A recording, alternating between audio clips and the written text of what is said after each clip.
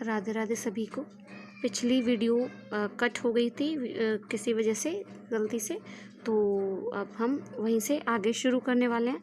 तो rate of change of angular momentum, ये वाला क्वेश्चन हमने कर लिया था। पीजीटी फिज़िक्स का जो प्रिपरेशन है उसमें मैंने फर्स्ट यूनिट जो लिया उसको कर रहे हैं हम। तो यहाँ तक हम पढ़ चुके थे ना, तो कुछ क्वेश्चंस और करने वाले थे। तो कुछ क्वेश्चंस हम देखते हैं, जैसे कि आपका at the dimensions of entropy बोला है। अब एंट्रोपी आपको पता है कि D S equals to entropy D S से शो करते हैं। D S equals to D Q upon T होता है। यहाँ पे D Q means energy, means heat energy है। तो हीट एनर्जी यानी कि एनर्जी ही तो है, इसकी डायमेंशन क्या हो जाएगी ml2T-2।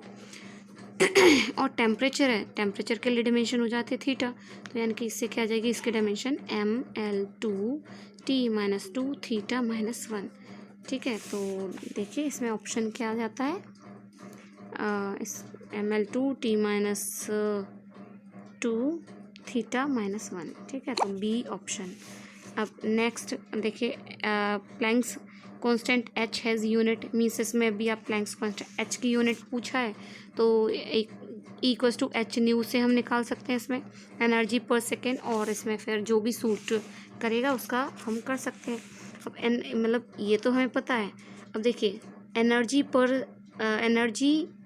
सेकेंड है, E अपॉन न्यू हो जाएगा ना, पर इसकी तो पर सेकेंड है और इसकी जूल। ठीक है, अब अगर हम नॉर्मली भी देखें तो h की जो यूनिट है वर्क, तो वर्क की यूनिट होती है एनर्जी। ठीक है, तो ऑब्वियसली ये तो हो ही नहीं सकता एनर्जी और मीन्स इसकी यूनिट ये आ जाए, नहीं, क्योंकि पर सेकंड वाला भी तो यहाँ पे केस है।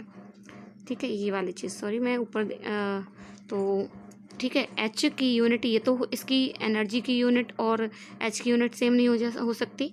ठीक है, ऐसे ही वर्क की भी यूनिट जो है एनर्जी की ही यूनिट होती है। तो फर्स्ट टू ऑप्शंस तो पहले ही कट गए। लीनियर मोमेंटम होता है P इक्वल्स टू mv। ठीक है, m kg और मीटर पर सेकेंड, तो यानी कि ml/t-1।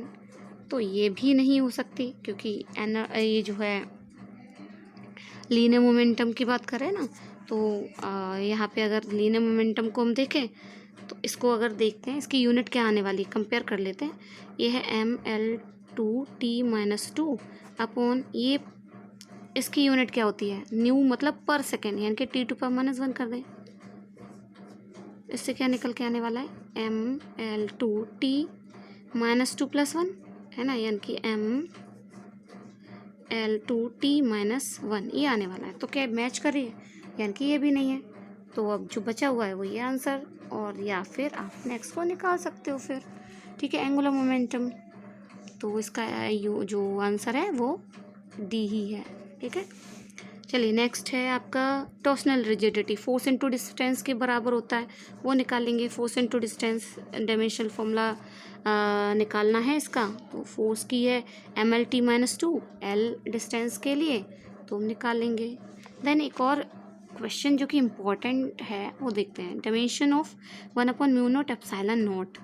तो आपको पता है कि हम जो है कूलम्स लॉ में 1/4πε0 यूज़ करते हैं कांस्टेंट, और उसकी वैल्यू होती है 9 × 10⁹ हाँ, और एक और हम टर्म यूज़ करते हैं आपका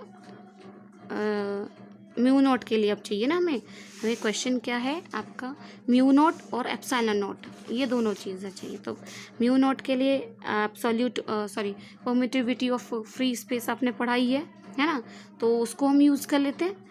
तो 4π × 10⁻⁻7 के बराबर होता है, उससे हम सॉल्व कर लेंगे। अब ये जो है इसको मैं नीचे ले आऊँ तो कैंसिल हो जाएगा ऐसे, तो मैं इसको ऐसे लिख सकती हूँ 4πε0 = 10⁻⁷। अब हम क्या करते हैं कि इनको डिवाइड कर देते हैं दोनों को, 1/4πε0 और इस साइड आ जाएगा पर 9 × 10⁻⁹। अगर देखिए ये तो कैंसिल, ये क्या ऊपर आ जाएगा μ0 ε0 इक्वल्स टू आ जाएगा आपका 10⁻7 × 10⁻9 अपॉन नीचे 9 है, यही आने वाला है। अब हमें तो 1 की वैल्यू चाहिए, हमें चाहिए 1/μ0 एप्सिलॉन नॉट का डायमेंशन चाहिए। तो यहाँ से हम निकालेंगे, उल्टा कर दें, reciprocal μ0 epsilon naught equals to 10⁻⁻7 + -9 कितना जगह -16।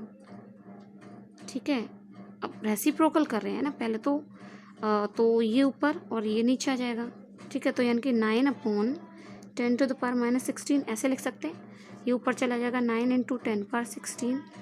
इस चीज़ को आप लिख सकते हो 3 × 10⁸ का होल स्क्वायर।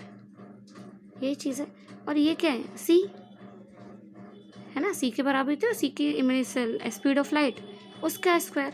तो यानी कि 1/μ0 epsilon naught speed of light के स्क्वायर के बराबर होती है।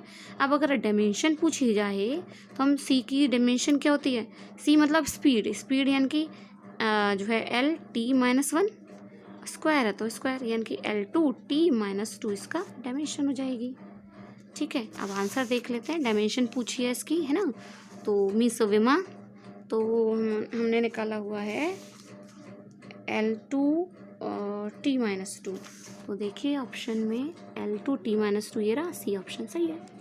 ठीक है, तो इस तरीके से हम ये क्वेश्चंस कर सकते हैं। कुछ क्वेश्चंस और देखते हैं ज़रा, जैसे कि आपके यहाँ पे फिर से प्लैंक्स कांस्टेंट को हमने यहाँ पे लिया हुआ है, तो इनको इस तरीके से ही नॉर्मल आप कर सकते हैं। ठीक है, यानी कि प्लैंक्स कांस्टेंट बार बार पूछा जा रहा है, इट मीन्स ये काफ़ी इम्पोर्टेंट है ना।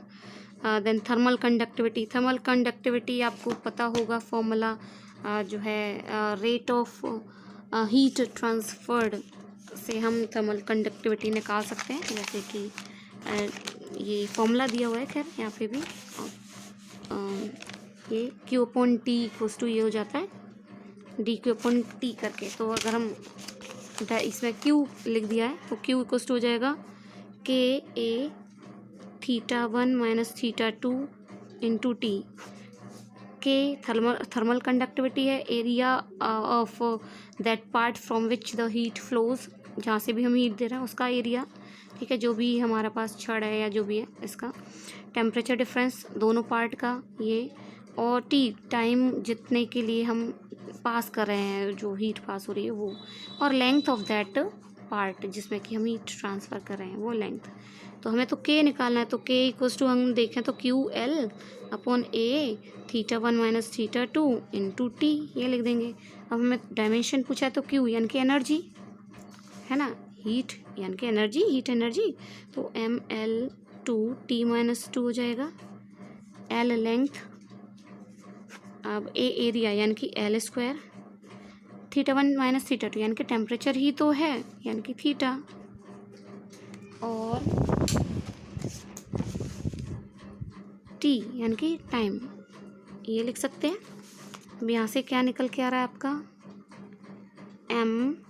L2 है L1 है, L³ हो जाएगा, T⁻⁻2, नीचे देखते हैं L⁻2 थीटा T⁻T है ना, ये चीज़ रह गई। अब ये ऊपर जाएंगी, ठीक है, अब और कुछ नहीं है, ऊपर जाए तो M सिंगल है और कुछ नहीं है, L³ है, नीचे 2 है, कैंसिल हो जाएगी, केवल L रह जाएगा, T⁻⁻2 है, यहाँ पे T1 है, ऊपर जाएगी पावर माइनस हो जाएगी यानी कि T⁻⁻3, थीटा पावर 1 है, ऊपर जाके नेगेटिव हो जाएगी यानी कि ये आ जाएगा आपका MLT⁻3 θ1। अब देख लेते हैं ज़रा क्या इसका आंसर आ रहा है, पहले मैच कर लेते हैं, MLT-3 θ-1 C से मैच हो रहा है, देखिए, ठीक है। तो इस तरीके से हम इजीली निकाल सकते हैं।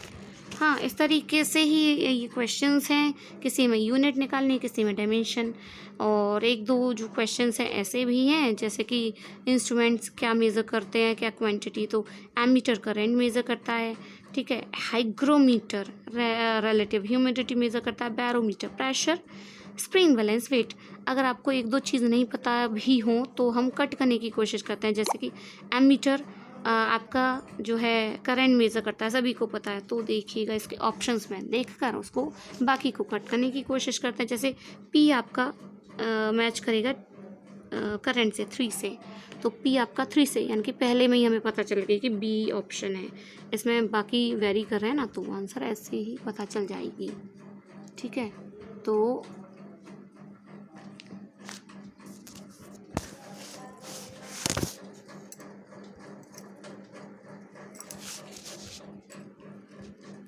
ठीक है, तो ये थोड़ा दिक्कत आ गई इसमें।